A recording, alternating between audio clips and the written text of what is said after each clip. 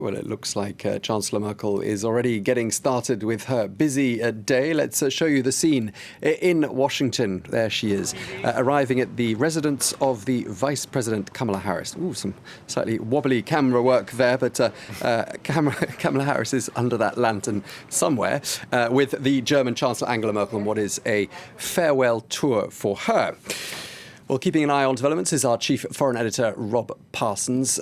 Rob, welcome to you. A first visit, actually, by a European leader to D.C. since Joe Biden took office. I'm assuming there is some collective sighs of relief now that the Trump years are over. Yeah, no question about that, Tom. You know, the United States is saying, or the White House is saying, that in a way they're doing this to convey gratitude to Angela Merkel for everything she's done to keep the transatlantic relationship more or less on the rails, despite the Trump years, years in which he essentially trashed the relationship, questioned the need for multilateralism, did serious damage to NATO, for instance, to the horror, in particular, Germany, which through the years has relied heavily on NATO for its defense, and caused a very severe personal ruction between Angela Merkel and Donald Trump. You know, Angela Merkel, by the end, quite clearly regarded him with contempt, not just for his personal attitude to her, this almost dismissive attitude, but for the damage that he had done to the multilateralism I was talking about, the transatlantic relationship, and the cause of democracy in general, not just in the United States, but around the world. Now, two leaders who quite clearly see eye to eye, they're pretty much on the same page on most issues, although there are important issues that still divide them.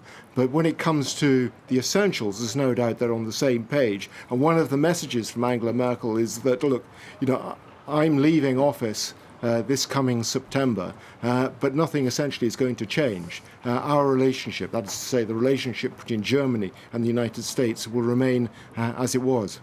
Okay, so a message of continuity and really reaffirming that alliance and that friendship. We believe that Angela Merkel has now gone indoors to have a breakfast, in fact, which it is in DC with Kamala Harris. It's going to be a difficult breakfast at 3 p.m. for the German Chancellor, and a bit of jet lag there, perhaps. But more seriously, talking about the discussions later in the day between Chancellor Merkel and President Biden, you know, they're going to agree, as we've said, on lots of issues, but not every single issue. No, there are lots of things in which they will differ, no doubt about it. You know, even on that central issue that I just referred to of NATO, there is still irritation in the United States that Germany is not spending more on NATO.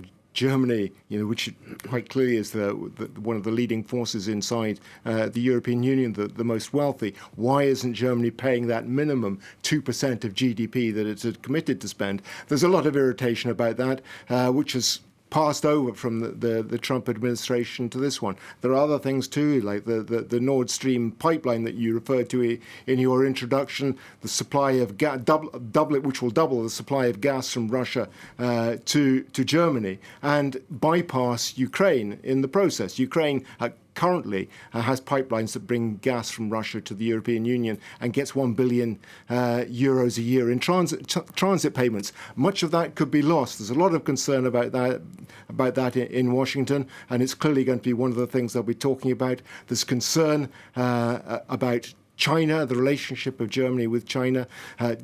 Germany has a huge trading relationship with China, 250 billion euros of trade, pretty much divided 50-50 between imports and exports, unlike most countries, and takes a more practical, pragmatic approach to the relationship, emphasizing the need to embrace China rather than to face it head-on in confrontation. So there are differences in approach on that, but you know, on the vast majority of things, they're pretty much on the same page. They'll be looking at things like the withdrawal from Afghanistan, whether or not patents should be waived for COVID-19 vaccinations, jihadism in the Sahel, big concern here in France, of course, but also of concern to Germany. A lot of issues, on most issues, they're on the same page. Okay, well, thank you very much indeed for sharing that with us. Our Chief Foreign Editor, Rob Parsons. Thank you.